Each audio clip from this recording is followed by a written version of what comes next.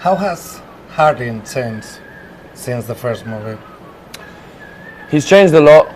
He'll change throughout the process of the second one too, but he's changed a lot even in the time that we don't see. So from the end of the first one to the start of the second, it's not a long period of time, but he's definitely evolved in that time, and you can see it from the first scene you see of him in the second one. You can see he's changed a little bit and continues to throughout the course of the film. And how has Hero changed since the first movie? Do you know what? I don't think I've changed at all, I'd like to think. But how I deal with everything to do with the film and to do with everything that's happened has changed a lot. For example, on the first one, it was a lot more overwhelming. I was kind of like counting down the days and minutes, and this one has just flown by because we just got here. It was nice to see all the same people, nice to just get stuck in again. So I think the biggest change is my ease and enjoyment of the whole process because I'm more familiar with it now. How has been the most challenging part of playing Hardin to date? I think the just extremity of his emotions, like he's in both films. There's a lot of he's an emotional person who goes to those lengths, and as an actor, you know, it's obviously can be daunting to do that stuff, but it's ultimately what you want to do to prove yourself as an actor, those kind of things. So I think it's the most challenging, but also it's exactly what you want. Those big dramatic scenes, they're challenging but fun. Is it nice to have someone like Dylan Sprouse around this time? Oh, definitely. To be similar in age and for him to be so much more experienced than me, it's really nice to work with people who have that. Obviously, there's a lot to learn from them. He's a great, funny guy. I actually met him earlier, a few months before we started filming, going to a Ferragamo fashion show, and got to know him and his brother a little bit then. So it was really cool that he joined the cast because I had no idea when I first met him, neither did he. So it was really nice for many reasons. Do you see yourself playing Hardin for a third time? Well, yeah, I hope so. I hope so. Yeah, I do. I think it will happen, I believe, but we'll just have to wait and see. I want you to tell me the best and the worst thing of the huge success that you have achieved with the first movie. I don't know if I can do like best and worst, but one of the best things is the platform that this has given me to just as a launch pad for my career is incredible, and I'll forever be grateful for Anna, Todd and her fan base for giving me that platform. And the worst thing, I can't complain. The worst thing, maybe just like small sacrifices you make with like being recognised and those kind of things. But listen, yeah, it's nothing in comparison. So, what do you enjoy most while filming a movie, in general? I like the fact that you get to know and work with other people. It's kind of like a group project where you go through tough times and disagree and stuff, and by the end you come out as like, you know, good friends who went through beep together kind of thing. So there's a nice kind of family feel to it all, and the fact we've come back next year, it's really cool to have the same group of people. That, and just when you're in a scene acting, in between the words action and cut, it's probably the most enjoyable time for me. In your own words, what can we expect from this second of the movie as fans? I think it's like your first question, the evolution of not just Hardin but Tessa too, and their relationship. We just keep telling the story. Yeah, both of them change a lot, and it's just really interesting to see them go about that. So yeah, the evolution of the characters is ultimately what I love most about this film. Did you expect to be here shooting another installment of the after story? I did, I'm not gonna lie, just because of the success of the first one and how many people were so excited for it.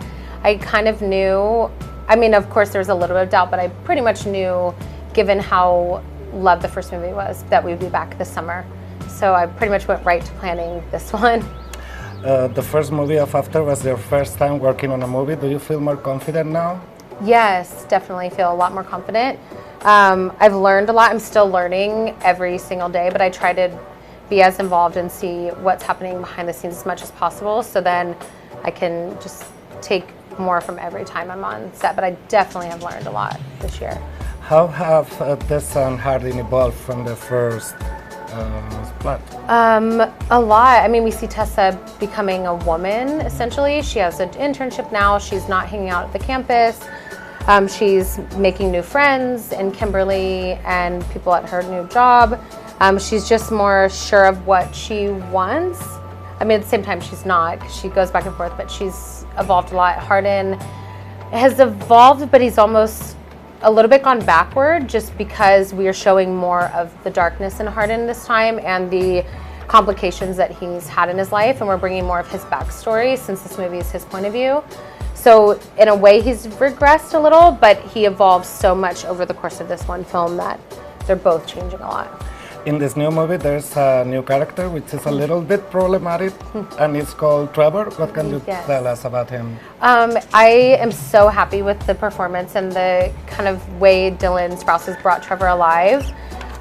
In the book, I don't really love Trevor, even though I made him, but he drives me crazy because he's just always in the way.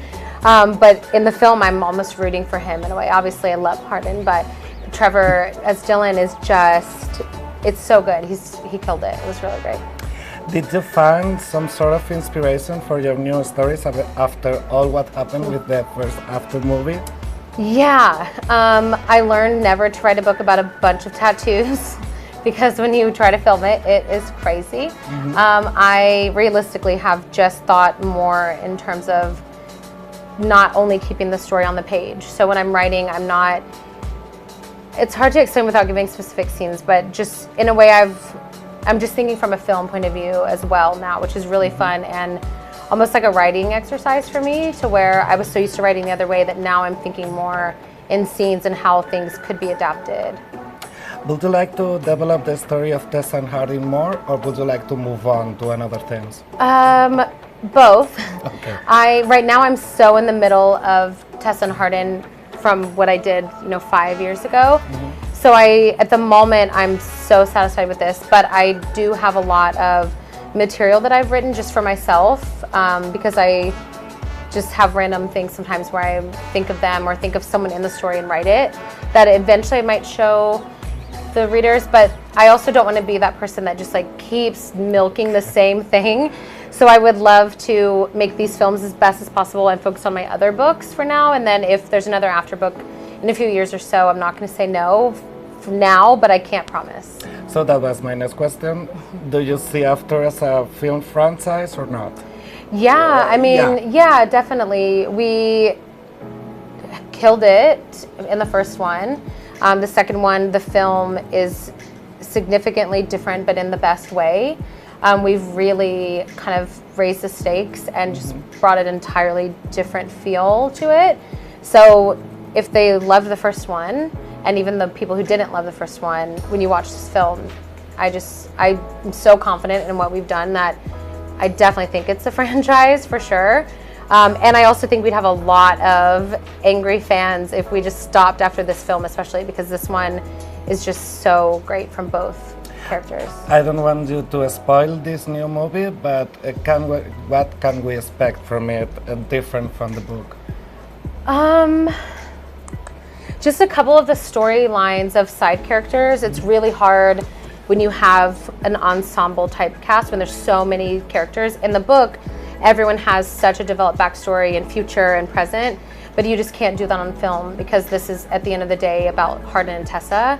And as much as I love these characters and it killed me to kill them off, essentially, we just can't have that many storylines in a film. And for me, the things that have changed, without spoiling anything, is just only to make the story better and to make the best film. Because as much as I know and I love the books, obviously, but I also want to make the best film. So anything that didn't make it is just for that purpose of this is the best version of the film.